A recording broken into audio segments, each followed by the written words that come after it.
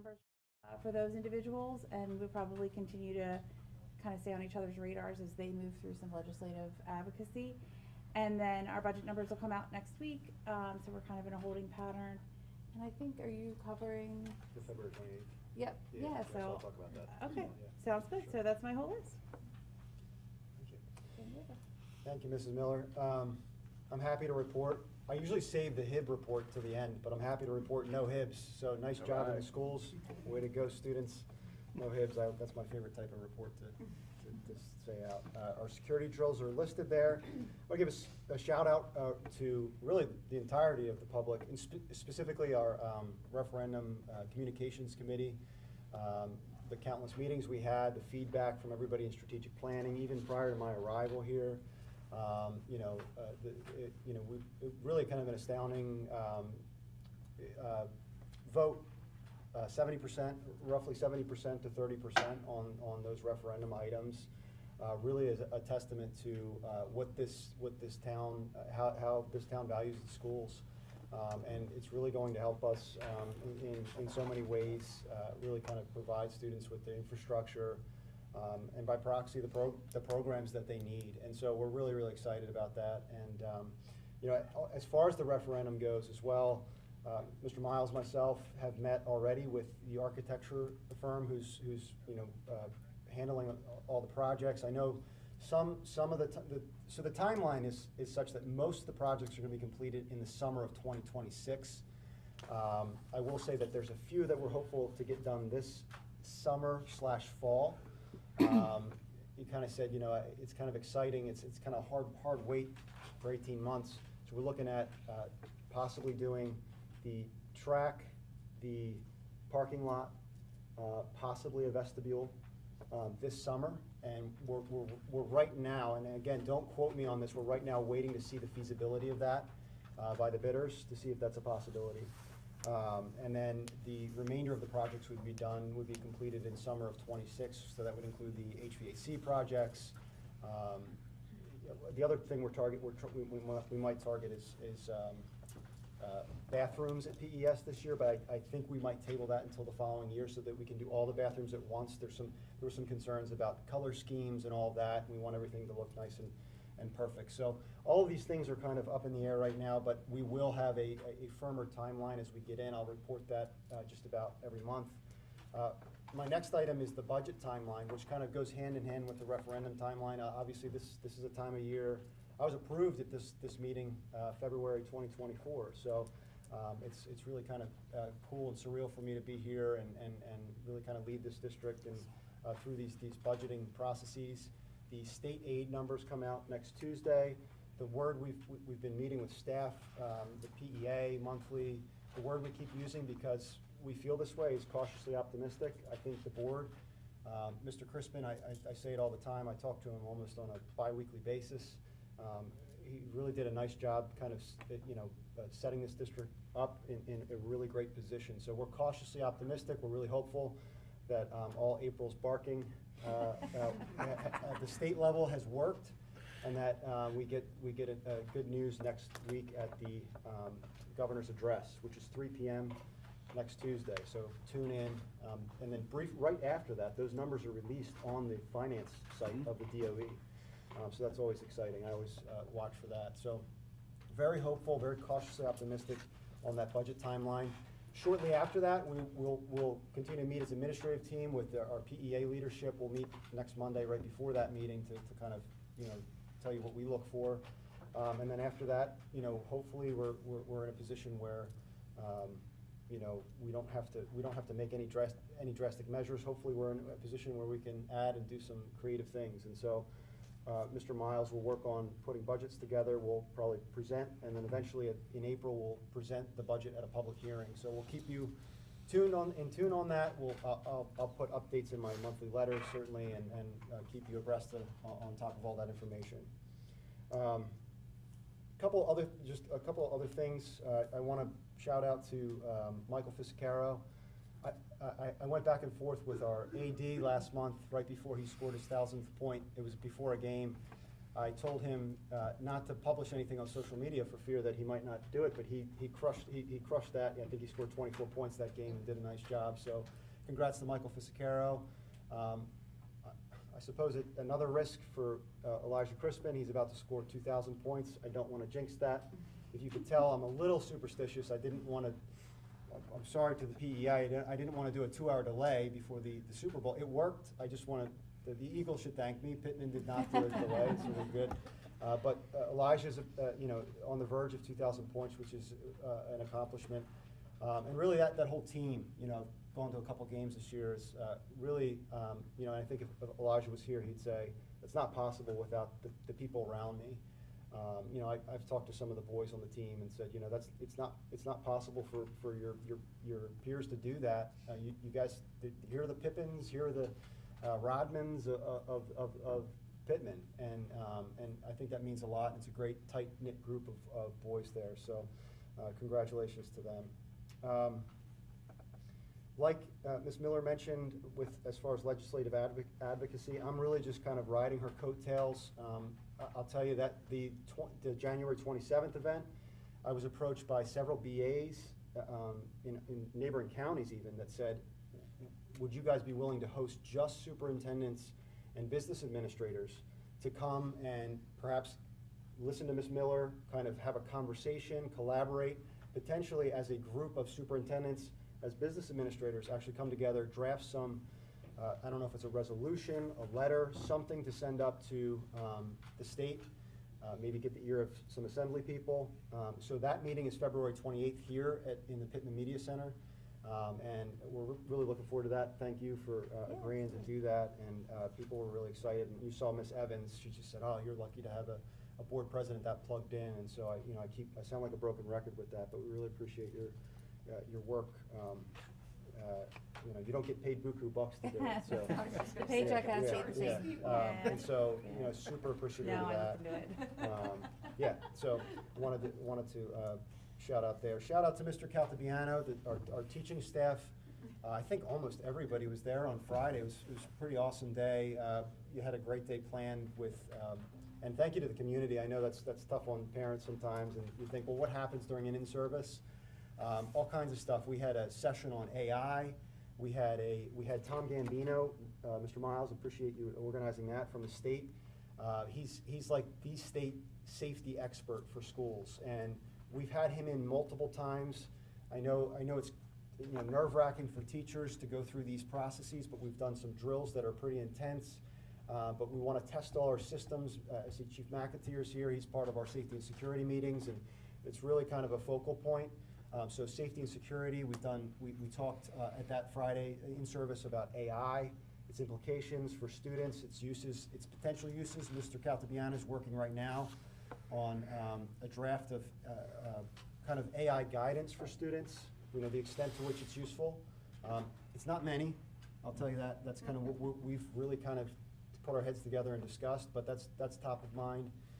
We had a few other sessions on our math curriculum. Mr. Caltabiano is working with teachers on that. It's still its first year of implementation for K to 5. And so really kind of digging in there, giving teachers what they need, having conversations that, you might feel like you're only one step ahead of the students during a first year implementation. I know I have teachers on the board here, but just keep plugging along and you'll see some reward at the end of it. And I know we're not at the committee reports yet, but if I may jump the gun on the committee reports under curriculum and instruction, it was a late edition, but I wanted to acknowledge Dr. Lombardo. I did receive her letter of retirement, and I just wanted to shout out. I've known, and I said this last year at this meeting. I feel like I've known Dr. Lombardo for like 20 years, and I just met her last year. But in my previous district, she was kind of a legend there. Like, oh my goodness, Dr. Lombardo. She was only in Glassboro for a short period of time, but she left a mark on people there. And when I left Glassboro to come to Pitman, they told me, oh my goodness, you're going to have a great working relationship, and you're in great hands there. And so, I'd be remiss not to acknowledge that and thank you for your service to the board, to the students of Pitman, to the community. 20 years, I think potentially the longest serving principal in the state. I don't know the answer to that. I was asking down at ASA, and they said, how long? I said, over 20 years, and they said, I think she might have, there was a guy in Upper Saddle River that was close, and I said, well, we'll have to see, we'll have to test that record, so, yeah, it doesn't count, yeah, so, want to thank you so much, and, It doesn't yeah. get any better than here. Yeah, appreciate it. Really does not. Yeah, thanks, Sharon. Worked in 4 districts, and this is truly the most amazing place It's great, to land and to be able to retire. So I'm gonna thank the board for allowing me to do that. thank you, yeah, appreciate it. That concludes my report. Thank you. I'll turn it over to our student representative. Thank you. Thank you. Miss Miller at Memorial writes that Memorial has welcomed winter and the hallways are filled with snowy themed projects and activities.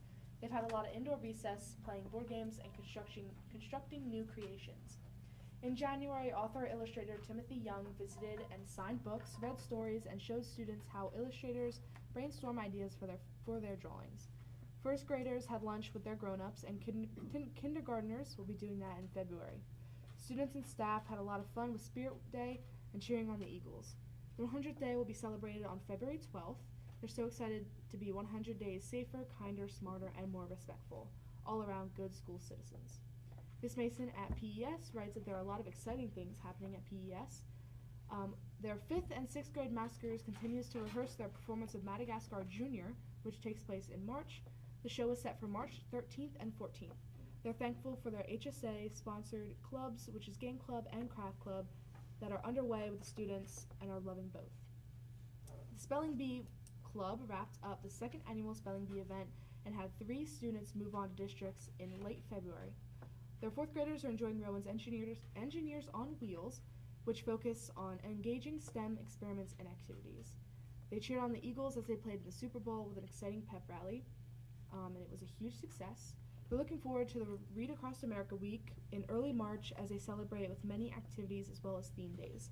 The students especially enjoy the Pitman High School football players and cheerleaders who come to PHS as guest readers. Senior high students have concluded their midterm exams and have began working towards their 3rd marking period grades. Playoffs for winter sports have begun and spring sports signups were held on February 5th.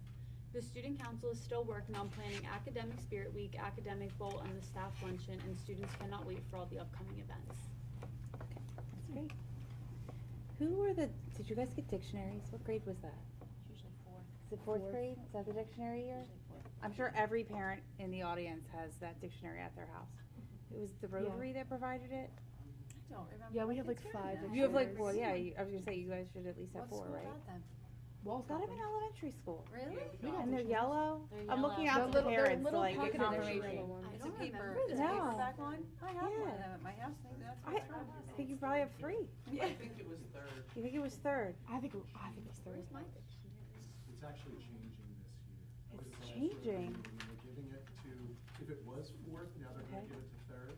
All right. I can't What year is the spelling They bee? were just talking. 5th, 2nd. 3rd. The spelling bee's Wait. 2nd. No. Oh, 2nd running, yeah, No, what grades level are the spelling bee? 4th and 5th, 4th and 5th, so Yeah. they'll have several years to study it. yeah, That's great. yeah. Definitely reading the dictionary. Is that the intention of giving out the No, dictionary it for the spelling predates bee, that. I or was just- kind of. In April's house, that's what they do. No, there's no expert spellers in our house. We're in the era of autocorrect. We don't need to be text to talk. Yeah. All right, that is gonna take us to finance and facilities. I will turn it over to our chairman, Mr. Grossman. Thank you. Finance and Facilities Committee met via Zoom on Wednesday, February the 12th at 3:30 PM. In attendance were myself, Dr. Preston, Robert Miles, April Miller, and Rebecca Higby-Iona. The meeting lasted 40 minutes and we adjourned at 4:10 PM. Short meeting, nothing of great note covered in detail. As I touched on last month, Panther Club is doing well and we have decided to keep rates the same for next year as a result.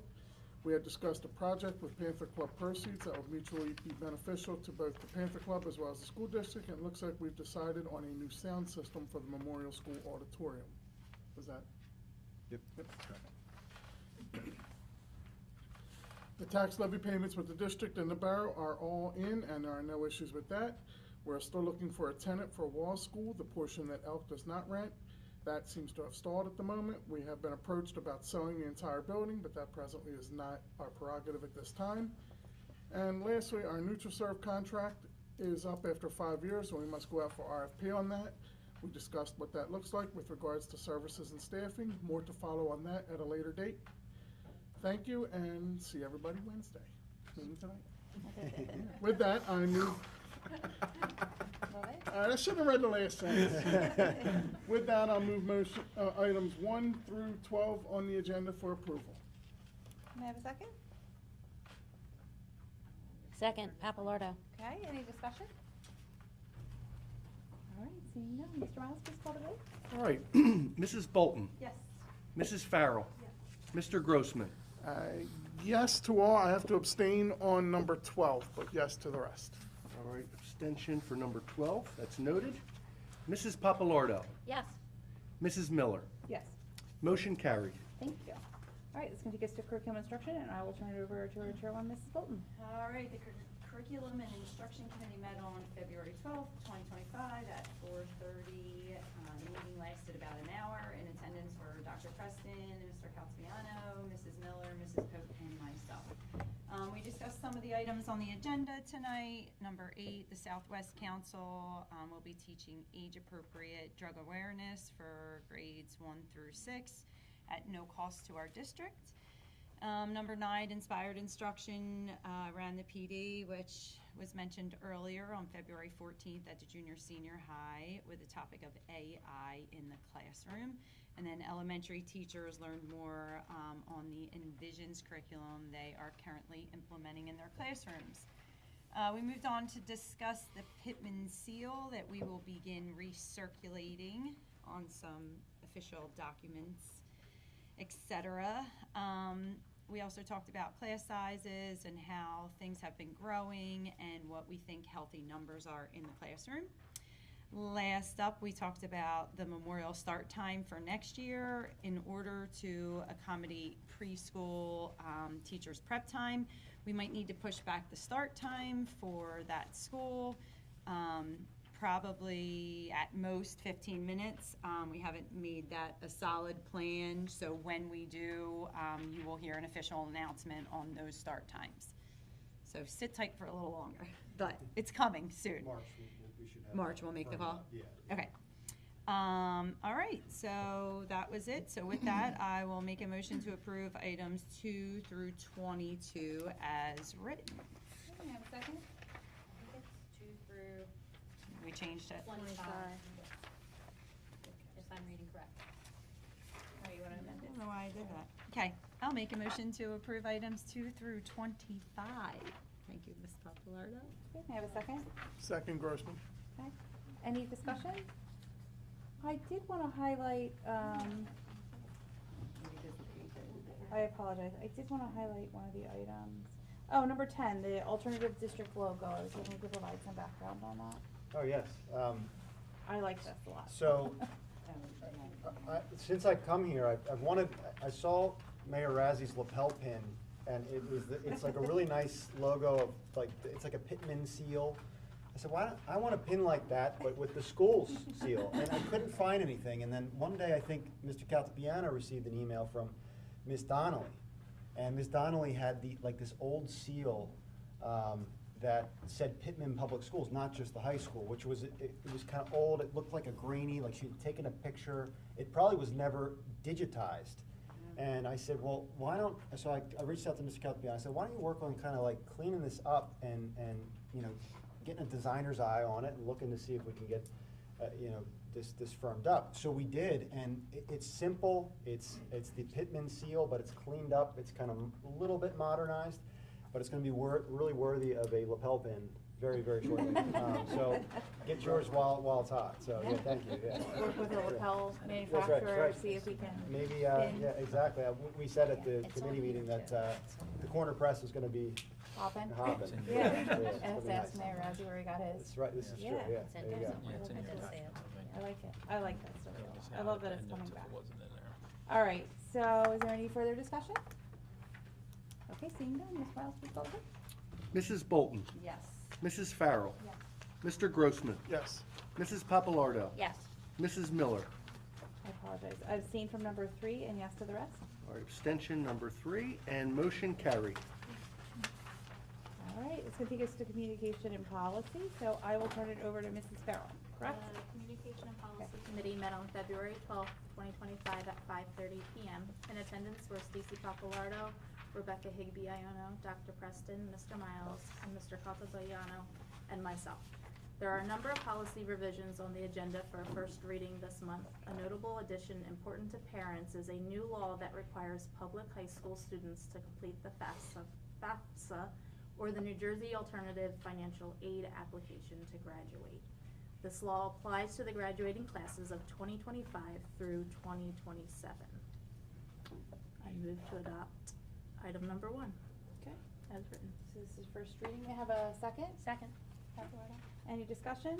Why is it only 2025 to 2027? It's like, Did we get any? it's like a piloted, yeah, Okay. but, I mean, we opposed it. We thought that it was an overreach and really not necessary. I think that we thought, the conversation we had as a board was that the material should certainly be available, and we should provide the tools and assistance to family and students to complete that, because you wanna make it as accessible as possible, but by the state mandating it, we felt that it was kind of inherently problematic. I know the NJSBA's position was to oppose it as well. But unfortunately, it did go through. Apparently, there's already a number of challenges that pertain to it, so it may not be a successful pilot. But there is an opt-out form for all parents that you can choose to utilize, so that your student is not required to do that as a graduation But if you requirement. opt out, you don't have access to any state loans It's or just, like any. it's just not, you can still complete, let me see if I'm correct, I'm looking to Dr. Lombardo. My understanding Okay. is you can still complete a FAFSA form, but you're not submitting it through the school Oh, as a okay. graduation requirement, you're not checking that box. Okay. So, Got yes, it. you still have access to So those you can things. still opt out and fill it out on your own? Correct. Correct. Okay.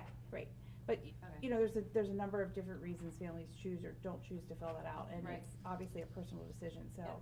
I find it the most complicated thing in the world. The FAFSA Yeah. form? I don't even wanna think about it, it's closer than I would like to.